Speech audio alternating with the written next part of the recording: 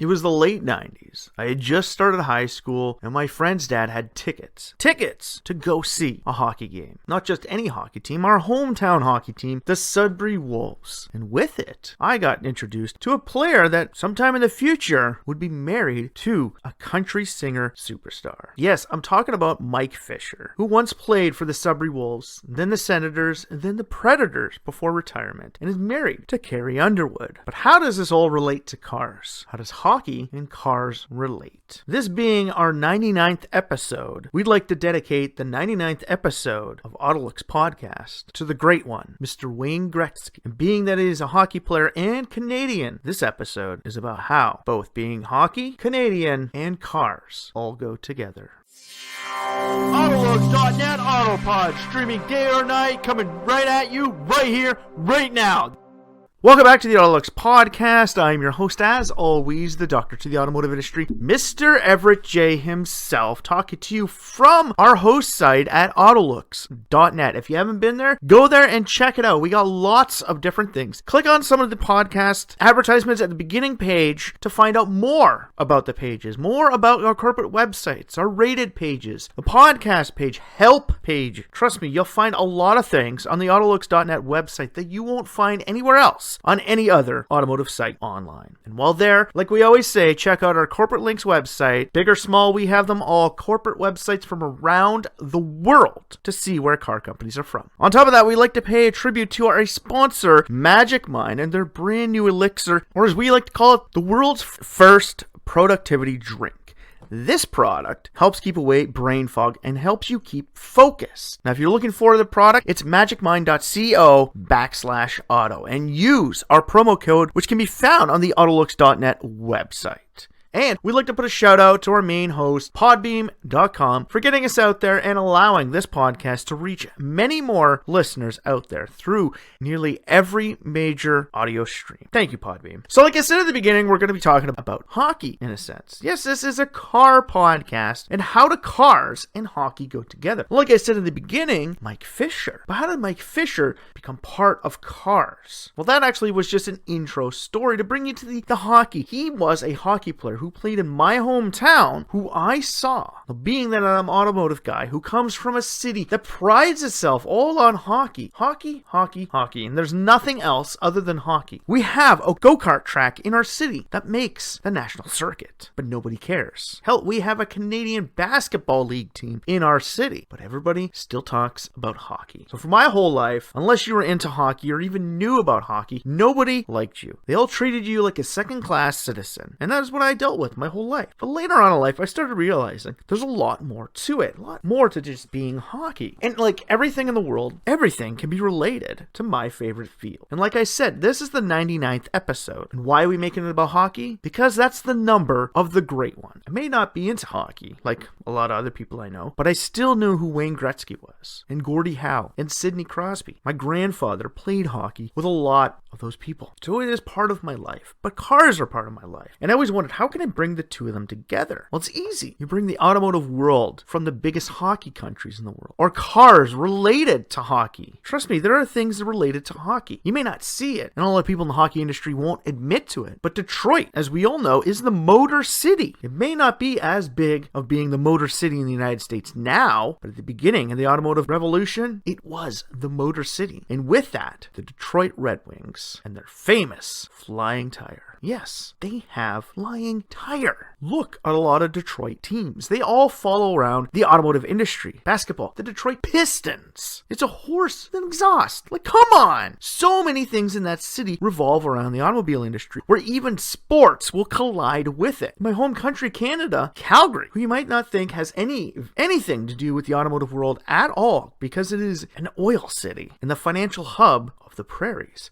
But its main logo, the Calgary Flames, is on fire. Well, if you take a look back at hot rodding cars, way back in the 50s, what was one of the most prominent designs people put on their cars? Flames. Detroit may have a tire with Goodyear wings on it, but Calgary has flames, because every badass muscle car or hot rod from the 50s, 60s, and some even to the 70s had flames. And flames are still a big part of the aftermarket world. Even today, people still paint flames on their vehicle. And Calgary's team are the Flames. There are actually a lot of teams out there that have names that coincide with automotive, either brands or products. The New York Ford Rangers, the Colorado Chevrolet Avalanche, the Kamloops Chevrolet Blazers, Prince George Mercury Cougars, or even into the AHL, the Seattle Thunderbirds, or Springfield Thunderbirds. Red Deer, Alberta is the Red Deer Rebels, or Ram Rebels. Swift Current Broncos, Pontiac Firebirds, which is kind of funny because the Firebird hockey team is from Flint, Michigan, which is in the same state as the city of Pontiac, where Pontiacs are made. Bathurst, New Brunswick has the Titans, Blainsville Armadas, the Tucson Roadrunners. There are tons that have similar names to the automobile industry. But unlike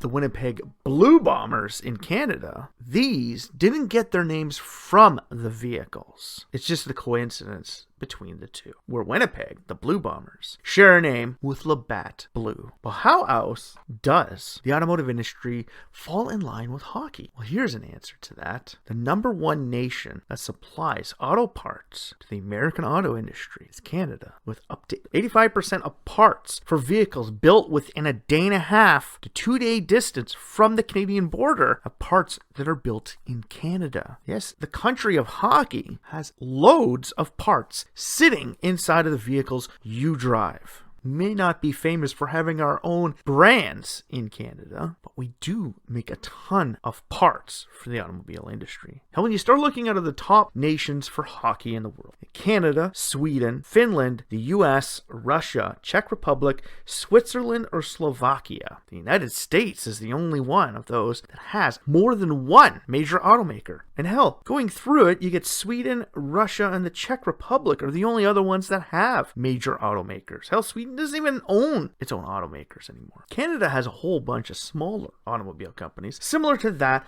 of what Finland, Switzerland, and Slovakia have. Tiny little boutique builders. Terodion from Finland. Teradyne from Canada. We're talking about the Czech Republic. Skoda. Hell, Skoda is one of the biggest sponsors for hockey in the Czech Republic. And they're a car brand. So together, cars and hockey coexist side by side in the Czech Republic. Seemed kind of odd. How about Lada? Lada is a major supporter of Russian hockey. You see their ads all the time for Russian hockey. Anytime there are hockey tournaments that have the world, Lada is there. Why are they there? Because they support one of the biggest sports in their country. Now, in Canada, we can't say the same thing. Honda does support the Honda Indy here. And with a plant in Alliston, Ontario, yeah, we can kind of see that they do support it. But when it comes to hockey, even some of our biggest arenas aren't owned or even shared with automobile companies or even parts manufacturers. The closest one we have is Canadian Tire, owning the original Corel Center for the Senators. Air Canada has their name where the Maple Leafs play. So in Canada, the two really don't coexist together. We do make a lot of parts. Hell, we even produce some of the most amazing vehicles that come from the North American marketplace. I own one of them, a RAV4, made in Cambridge, and now being made in Woodstock. One of the bread and butter vehicles of Toyota comes from Canada. Skoda is one of the fastest growing divisions in the Volkswagen Group.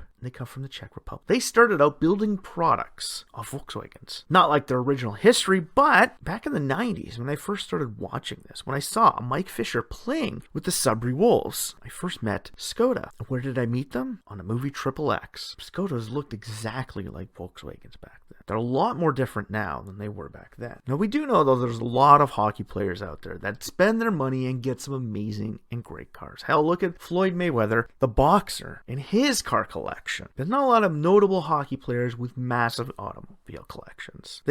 Some of them do go out and buy some of these amazing vehicles, but some of them also marry pop stars. Hilary Duff, Mike Cameron, and like we said, Carrie Underwood and Mike Fisher. Hockey people associated with pop culture. But in the automobile world, Sweden is like the Czech Republic, and like Russia, they get behind hockey. And when Saab was still around, both Saab and Volvo always got behind them. In the US, General Motors still likes to get behind hockey. Chrysler used to get behind it even in Canada, supporting the NHL. And another great great big promoter for the NHL is Snoop Dogg. And go along with our podcast about Cheech and Chong and the Green, we all know Snoop Dogg fits into there, and he likes hockey. But my biggest thing, how the automobile industry and hockey go together, comes up from something that starts happening in late February in my home country. Our most famous coffee restaurant brings out Roll Up the Rim. Now, Canada's #1 coffee supplier is Tim Hortons. Tim Hortons is named after the hockey player. It was one of his forays, and being a hockey player, he tried many different businesses, inclusive of a car dealership, to make money because he wanted something else to do. Tim Hortons created Tim Horton. Now, why do I say the two of them kind of go together? It's because Roll Up the Rim, its biggest prize every year, is a car. And at the very beginning, when I first started seeing it, it was a Mustang. Yes, a Ford Mustang. A vehicle so many people like. And you can win it while you get your coffee, which is attached to a hockey name. Tim Hortons is big with hockey in Canada. And Tim Hortons is also big with its suppliers. Volkswagen being the supplier of the vehicles that you win now. Toyota previously, and then Pontiac before that. And then Ford. Unfortunately, on the 40th anniversary of the Mustang, even the 50th anniversary, they did not have a Mustang to give away, unfortunately, considering the fact that both of them started in the same year, oddly enough. So we have hockey players that buy cars. We have hockey players that have run their own dealerships. We have hockey producing countries who make cars for the auto industry. But how are the two of them joined together at the hip? Well, everybody needs to get to the hockey game. And no matter what you do, there's always a vehicle attached to getting you there. And everybody from every sport knows that. You have to take a piece of transportation to get you to the game, whether it be the bus, a pod, aircraft, train, or even your own personal vehicle. Something gets you there. And with so many cars out there with the same names as hockey teams, you can make a choice to get something that is of the hockey team. Now, unfortunately, in my hometown, I can't get a Wolf. There are no Wolf cars. But, like I said, if I lived in Calgary, I could put some Flames on my car. If I lived in New York, I could drive a Ranger to the game. Two of them have a coincidence between each other. Cars are there. And even though the Great One doesn't have a massive collection of automobiles like some other major superstars out in the world, he still needed a way to get around. And coming from Brantford, Ontario, the main automotive producing province in the country of Canada, Wayne Gretzky knew about the automobile industry, being that close to part manufacturers and even being that close to Hamilton, where steel is rolled and sent to automobile plants. There was always a connection between the two. And even as myself, doctor of the auto industry, Mr. Everett J, not always being into hockey, being a car person, and being into racing, hockey has still been a part of my upbringing. It's been around me my whole life. I have gone to games. I've hung out with friends. Hell, I've even played street hockey myself. We've all done it. We've all been a part of it. Cars are my life. They're my background. They're the thing that keeps me going. But in a sense, when Gordie Howe passed away, it got to me. He's Gordie Howe. He was a great hockey player. For Wayne Gretzky, he was the great one. And the fact that he was also on The Simpsons. Not himself personally, but a likeness of him was used. The saddest day for me came when Walter Gretzky passed away. Wayne Gretzky's father. Now, I love cars. I've always been about cars. And I've been about racing. Like when Greg Moore died, that really hurt. Walter Gretzky was the father of hockey in Canada. And when he passed away, even myself as an automobile person was sad. Even thinking about it now, I tear up. So yeah, I may like cars. And I may be into cars.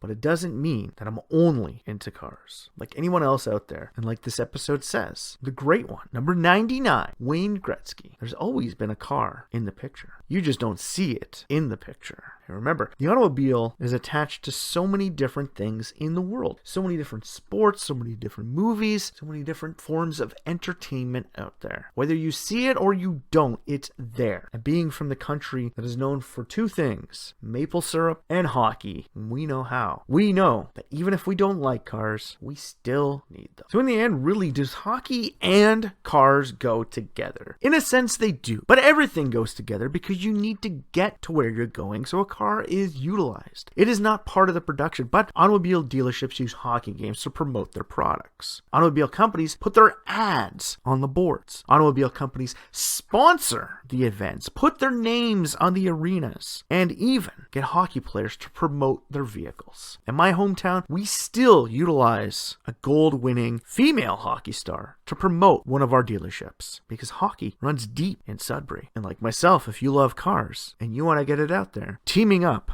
with hockey is the best solution to get the job done. So are the two connected? Maybe not everywhere, but in good old Canada, my home and native land, they kind of are. So if you like this podcast, please like, share, or comment about it, and even tell me how is hockey and cars coincided in your life? How do the two connect for your world? Everything has a connection. You just need to find where it is, whether it be coffee, whether it be a dealership, whether it be a sponsor. It's connected somehow. Everything is connected together. And the automobile industry employs 1 out of every 10 Canadians and 1 out of every 8 in the province of Ontario. It is connected no matter how much you don't care about it. The automobile industry are just as part of our lives as hockey is. So share this with your friends, family, anyone else, even a hockey fan, and tell them there is a relation between cars and hockey, whether they like it or not. And tell the great one, Mr. Number 99, Wayne Gretzky, that this episode is for him. So we'd also like to thank our sponsor and Podbeam.com for helping us get along and helping us get this podcast out to you and into the world. So for myself, Everett J, and the whole AutoLooks team here, keep your stick on the ice.